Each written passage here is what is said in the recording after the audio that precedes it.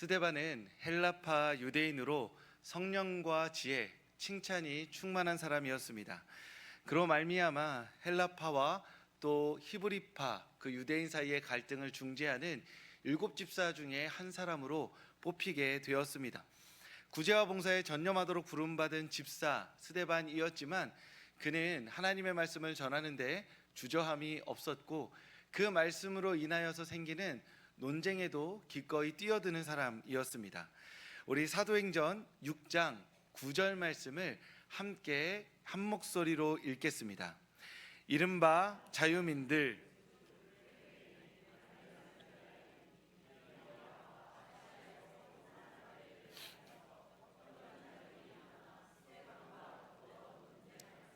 아멘. 자유민들이라는 사람들이 나옵니다. 스데반이 이 자유민들이라는 사람들과 논쟁을 하게 되었는데, 이 자유민들은 로마의 전쟁포로로 인하여서 유대인들 중에 몇이 그 이방 땅에 전쟁포로로 잡혀갔던 사람들을 의미합니다. 단순히 포로로 잡혀갔던 것뿐만이 아니라 그 전쟁포로에서 자유민이 되어서 그 이방 땅에서 활동하다가 다시 예루살렘 성전으로 돌아온 사람들을 지칭할 때 전쟁포로 그 사람들을 자유민들이라 말했습니다. 이 자유민들은 전쟁포로라는 끔찍한 사건을 겪으면서 갑자기 예루살렘에서 이방 땅으로 뽑혀져 내던져졌던 사람들이기 때문에 두 가지 큰 특징을 보였습니다. 하나는 무엇이냐면 성전에 대한 열정이 매우 강했습니다. 왜냐? 갑자기 이방 땅으로 던져졌기 때문에 우리 하나님 성전에서 만나야 하는데 내가 지금 동떨어진 이방 땅에서는 하나님을 만날 수 없구나 라는 마음이 엄청 강했던 것이죠. 그래서 다시 성전에 돌아가고 싶다, 성전 안에 하나님이 계신다 라는 믿음이 아주 강했습니다. 그러다 보니 이방 땅에서는 언제나 성전이 없어서 하나님을 온전히 만나지 못하고 있다라는 결핍감으로 가득 찬 사람들이었죠. 그리고 또 한 가지는 무엇이냐면 율법을 지키는데 매우 열심이었습니다. 왜 그럴까요? 갑자기 이방 땅으로 던져졌으니 자신의 정체성을 지키기 위해서 머릿속에 생각나는 율법들을 매우 보수적으로 지키는 사람들이었던 겁니다. 우리가 외국 나가면 없던 애국심도 몽글몽글하게 샘솟는 것처럼 이스라엘 백성들도 전쟁포로로 잡혀가서 율법을 자신의 존재의 정체성이자 의미로 삼았던 것입니다. 이들이 교포처럼 밖으로 잡혀나가서 그렇게 성전과 율법에 대한 열심을 갖고 있다가 그 마음을 참지 않고 다시 자유민이 되어 예루살렘 성전 근처에 회당을 짓고 모이게 됩니다. 그 회당의 이름을 자유민들의 회당이라고 불렀고, 비슷한 처지에 있는 사람들이 다시 예루살렘에 모여서 자신들의 믿음을 가꾸어 나가고 공동체를 이루고 있던 사람들을 바로 오늘 성경에 나오는 것처럼 자유민들이라고 부르는 것이죠. 이들은 율법과 성전 수호의 진심이었기 때문에 스데반이라는 사람이 예수 그리스도의 이름으로 율법과 성전을 재해석하는 것을 견딜 수 없었던 겁니다. 다른 사람들은 우리 중에 조금 이상한 사람이 나타났구나 정도로 이렇게 지켜보고 있는 상황에서 이 사람들은 그가 율법과 성전을 모독하고 있다, 예수라는 그 청년의 이름으로 우리가 믿는 견고한 신앙을 무너뜨리려 하고 있다라는 마음으로 한바탕 논쟁이 붙게 된 것입니다. 그리고 그 논쟁이 격화되어져서 공회라는 곳에 스데반이 잡혀갔고 그곳에서 이 사도행전 7장이라는 긴 설교를 시작하게 되는 것입니다.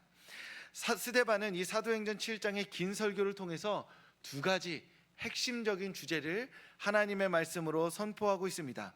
첫째는 이스라엘의 역사 전체를 불순종의 역사로 규정합니다. 사도행전 7장 51절 말씀입니다. 우리 하나님의 말씀을 한 목소리로 읽겠습니다. 목이 곧고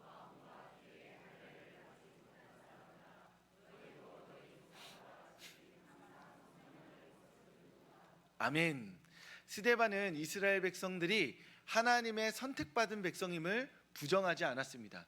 중요한 건 무엇이냐면 너희가 선택받았다.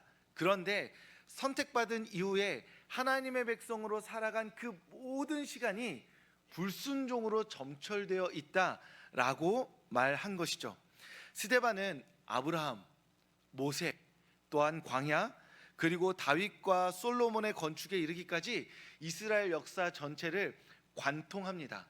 아브라함부터 시작해서 솔로몬의 성전 건축이라는 이스라엘 역사의 전반기에 정점을 관통하면서 그 역사 가운데 너네가 써내려간 것이 무엇이냐? 불순종의 역사가 아니냐라고 하나님의 말씀을 불같이 선포하고 있었던 것이죠.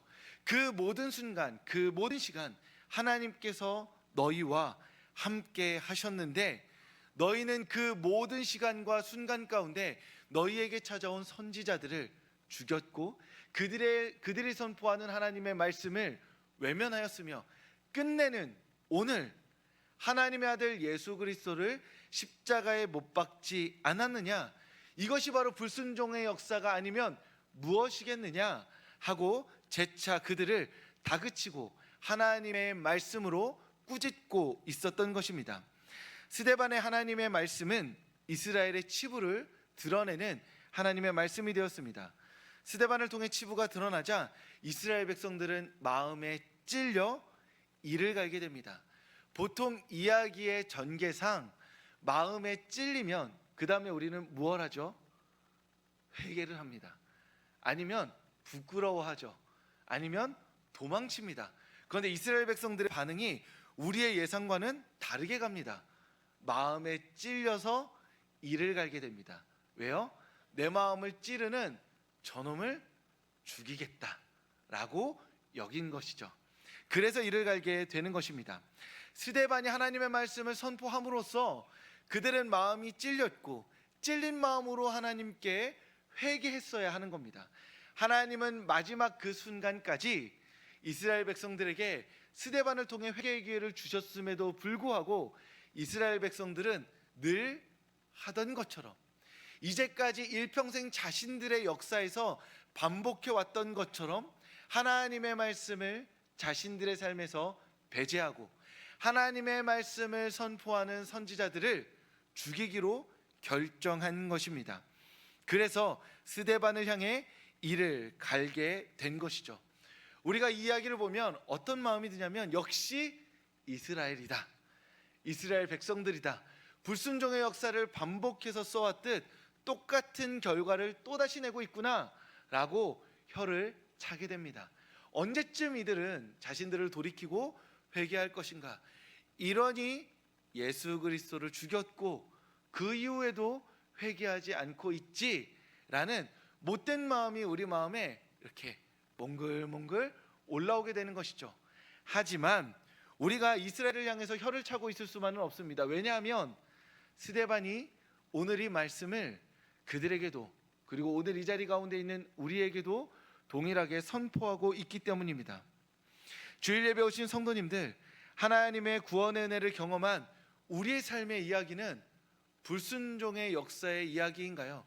아니면 순종의 역사의 이야기인가요? 하나님의 백성으로서 안일한 특권의 이야기로 우리의 삶을 살아내고 계시지는 않는가요? 하나님과 이웃을 사랑하기에 기꺼이 자신을 내어놓고 있는 그 겸손한 순종의 삶을 살아가고 계신가요? 우리는 태생부터 죄인이니 우리가 죄인으로 태어났고 죄인으로서 살아갈 수밖에 없는 사람들이니 어쩔 수 없다고 말하며 우리에게 임한 거룩한 소명과 성령의 은혜를 소멸시키고 있지는 않은가요? 스데반이 우리에게 말하며 너희의 인생은, 너희의 역사는, 너희의 시간은 불순종의 역사가 아니냐라고 꾸짖을 때 우리 중 누군가가 아닙니다, 저는 순종의 역사를 살아가고 있습니다 라고 말할 수 있을까요? 하나님은 스데반을 통해서 오늘 이 시간 우리에게 말씀하십니다. 너희도 너희 조상과 같이 항상 성령을 거스르는도다.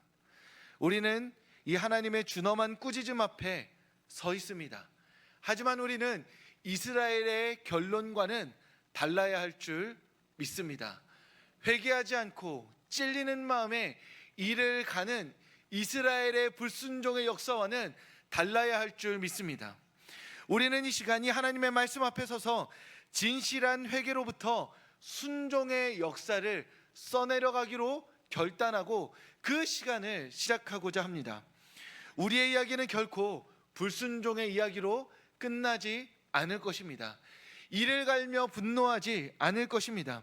왜냐하면 우리는 하나님의 말씀 앞에 진실한 회개로 응답할 것이기 때문입니다. 주님 앞에 회개하며 거룩한 삶을 결단하는 오늘이 될 것이고, 그렇게 거룩한 삶을 결단함으로 말미암아 순종의 역사를 써내려가는 그 첫날이 바로 오늘이 될 줄 믿습니다. 불순종의 역사를 회개로 끊어내고 하나님께 기꺼이 삶을 드리는 우리 서울교회 성도님들, 이 예배 자리 가운데 모인 모든 성도님들 되시길 주님의 이름으로 축복합니다. 우리가 주님 앞에 회개하며 하나님, 제가 다시 한번 순종의 역사를 써내려 가겠습니다. 주님께서 제 인생에 허락하신 그 거룩한 부르심, 성령의 은혜를 소멸하지 않고 주님 앞에 진실하고 신실하게 오늘 살아가기로 결단합니다. 고백하는 우리의 인생 가운데 하나님께서 성령의 역사를, 은혜를 더하여 주실 줄 믿습니다. 그러니 하나님께서 써내려 가실 우리 인생의 성령의 역사를 기대하시면서 기꺼이 주님께 우리의 삶을 드리는 성도님들 되시길 주님의 이름으로 축복합니다.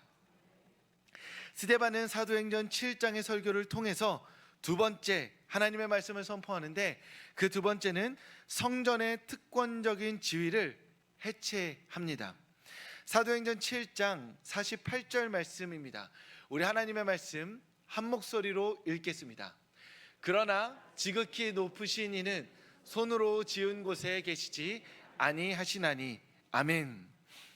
하나님은 긴 이스라엘의 역사 가운데서도 정점의 순간이라고 고백할 만한 성전 건축의 때에 나는 손으로 지은 건물에 가두어지는 존재가 아니다 라고 말씀하셨습니다. 이스라엘 백성들은 성전을 오래도록 지었습니다. 솔로몬도 지었고 그리고 헤롯도 지었죠.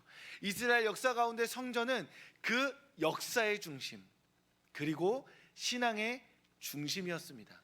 그러다 보니 우리 손으로, 우리의 돈으로, 우리의 시간으로, 우리의 마음으로 지은 이 성전 안에 하나님이 꼭 반드시 계셔야만 했습니다.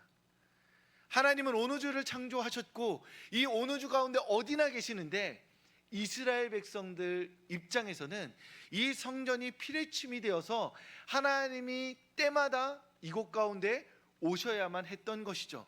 왜냐하면 우리가 성전을 지었기 때문입니다.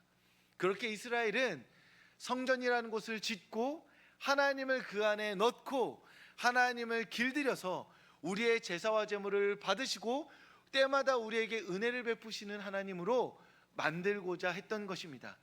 첫 마음이 그랬던 것이 아니라 성전을 짓고 나서 그 성전을 활용하면서 그 마음이 변하여져 갔던 것이죠. 하지만 하나님께서는 모세에게 말씀하십니다. 내가 선 곳이 거룩한 땅이니 내 신을 벗으라 말씀하시죠. 지금 성전이라는 곳이 거룩한 것이 아니라 하나님의 백성이 하나님을 대면하여 마주하는 그 땅이 거룩한 곳이다, 하나님께서는 모세를 통해 말씀하신 겁니다. 그리고 또 하나님은 사도 바울을 통해서 우리가 이미 성령 안에서 하나님의 성전임을 말씀해 주셨습니다. 고린도전서 3장 16절 말씀입니다. 우리 하나님의 말씀을 한 목소리로 읽겠습니다. 너희는 너희가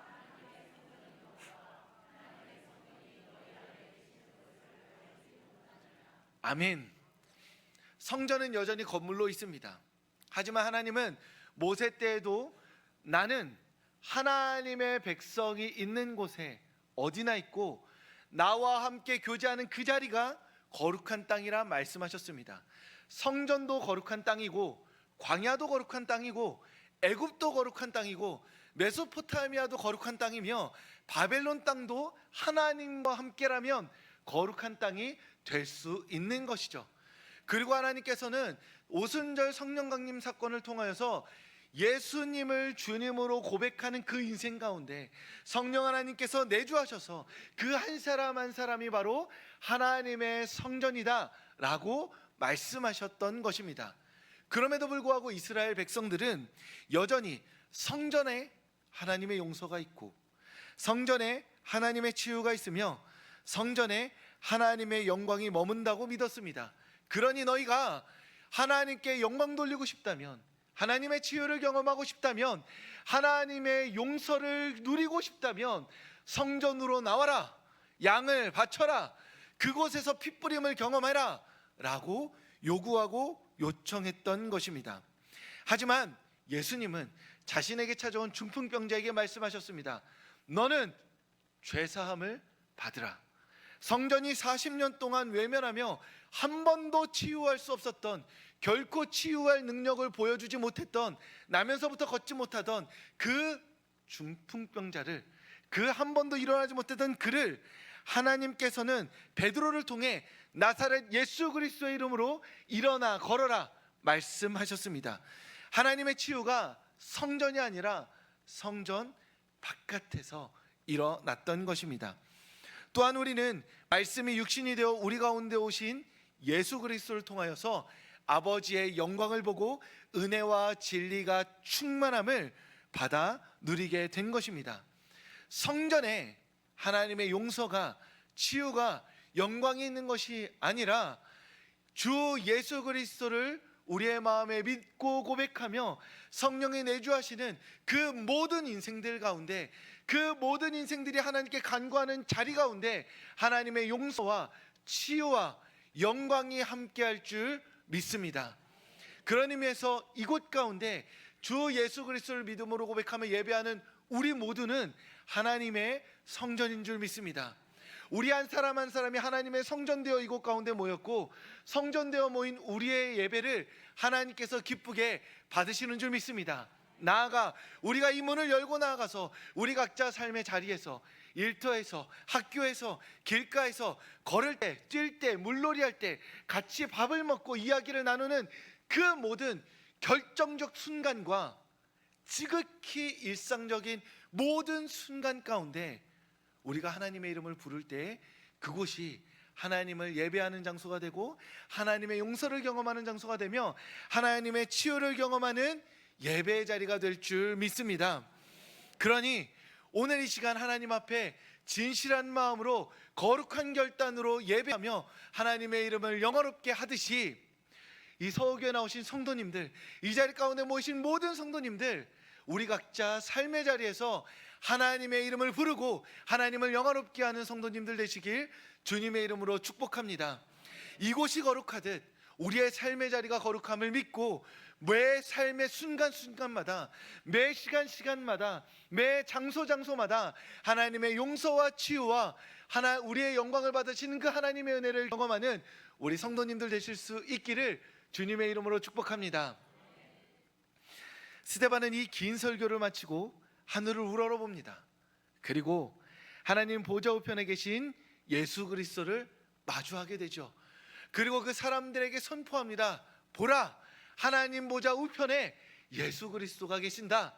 그러자 그 곁에 있던, 공회에 있던 모든 공회원들과 그리고 스데반과 논쟁을 붙었던 그 자유민들이 분노하고 폭발하게 됩니다. 감히 하나님의 영광을 함께 나눌 자가 누가 있는가? 하나님 보좌 우편에 어떻게 감히 십자가에 달려 죽은 예수라는 그 청년이, 그 보잘것없는 아무 의미 없는 그 자가 서 있을 수 있는가 말하며 이를 갈던 분노를 표출하게 되죠.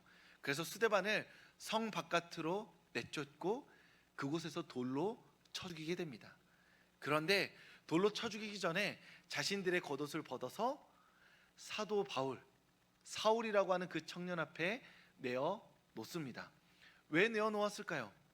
우리는 지금 이제 본격적으로 이 스데반에게 돌을 던져 그를 죽일 것이다. 그런데 돌을 던지는 우리는 이 스데반이 율법을 어겨서 돌에 맞아 죽을 죄인임을 확신한다. 하지만 우리의 확신만으로는 부족하다. 네가 여기 서서 우리가 그를 돌로 쳐 죽이는 것을 보고 혹여나 나중에 그가 정말 율법을 범해서 돌로 맞아 죽을 죄인이었는가 누군가 묻거든 네가 증인이 되라 라는 의미에서 겉옷을 건네준 겁니다. 만약 사울이 그 증인 되기를 거부했다면 그 자리를 떠나면 됐습니다. 하지만 사울은 그 자리에서 자신에게 던져진 겉옷 위에서 스데반이 돌에 맞아 죽는 것을 묵묵히 지켜봅니다. 그리고 마음으로 확신했겠죠. 그는 죽어 마땅한 자다. 모세와 율법과 성전을 모독한 자다. 그의 죽음을 내가 지금은 보고 있지만 다음번엔 내가 돌을 들리라 결단했을 것입니다. 스데반의 죽음은 그렇게 끝이 납니다. 어찌 보면 긴 설교 한편에 그의 삶이 끝나버린 것처럼 보입니다. 하지만 스데반의 삶은 예수님의 이 말씀의 성취이기도 하였습니다. 하늘의 미랄이 땅에 떨어져 죽지 아니하면 하나 그대로 있고 죽으면 많은 열매를 맺느니라. 아멘. 스데반의 죽음은 이 말씀의 성취인 것이죠. 스데반의 설교로 성난 군중들은 스데반을 죽였고 스데반의 삶은 그 자리에서 멈췄고 끝이었지만 스데반의 죽음을 목도하고 있던 사도 바울에게, 그 사울이라는 청년에게 복음의 바통이 넘겨지게 됩니다. 하나님은 스데반의 죽음 가운데서도 그 죽음의 열씨앗을 그곳 가운데 심지 않고 사도 바울의 마음에 심어서 사도 바울을 통하여서 예수 그리스도의 이름이 온 세상과 열방 가운데 흩어지게 하셨습니다. 스데반의 죽음은 끝이었지만 그곳에서 사울이라는 사람을 통해서 예수 그리스도의 복음은 온 세상과 열방 가운데 시작되고 있었던 것입니다. 주일 예배 오신 성도님들, 주님 앞에 드려진 삶에 헛된 것은 아무것도 없습니다. 주님 앞에 기꺼이 드려진 그 삶에 결코 헛된 것은 없습니다. 주님께 기꺼이 드린 우리 삶은 반드시 주님의 손 안에서 귀한 열매를 맺게 될 줄 믿습니다. 우리는 때로는 그 열매를 우리가 받아 누리지 못할 때도 있습니다. 스데반이 주님께 자신의 목숨을 바쳐 드렸던 그 순간의 열매를 눈으로 보지 못했던 것처럼 우리가 일평생 우리의 삶을 들여서 하나님께 헌신하고 수고하며 눈물의 기도를 드리지만 그 열매를 나는 못 볼 수 있습니다. 하지만 우리가 믿는 한 가지가 있다면 주님은 결코 우리의 삶을 헛되게 하지 않으실 것입니다. 우리의 기도를 땅에 떨어뜨려 버리지 않으실 것입니다.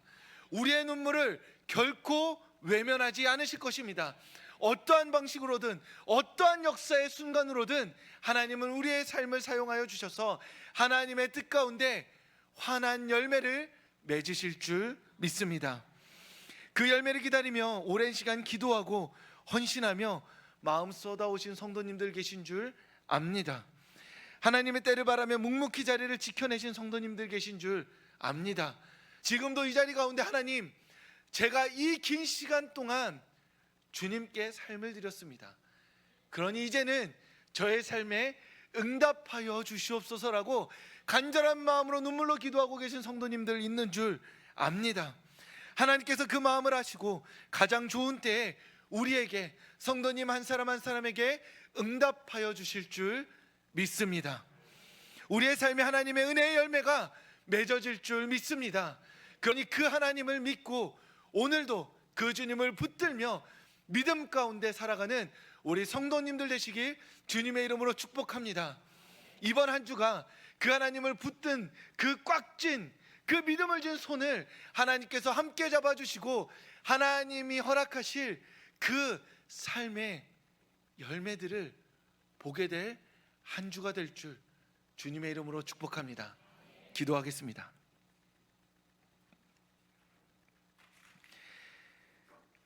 하나님, 우리를 이 예배 가운데 불러주셔서 감사합니다. 하나님께서 불러주셨기에 우리가 이 자리 가운데 모였습니다. 우리에게 하실 말씀이 있으시기에 우리가 이 자리 가운데 앉았습니다. 하나님, 우리 마음 가운데 선포하신 그 하나님의 말씀을 마음에 품고 이제 이 세상 가운데 나아가고자 합니다. 그러니 주님, 우리와 함께하여 주시옵소서.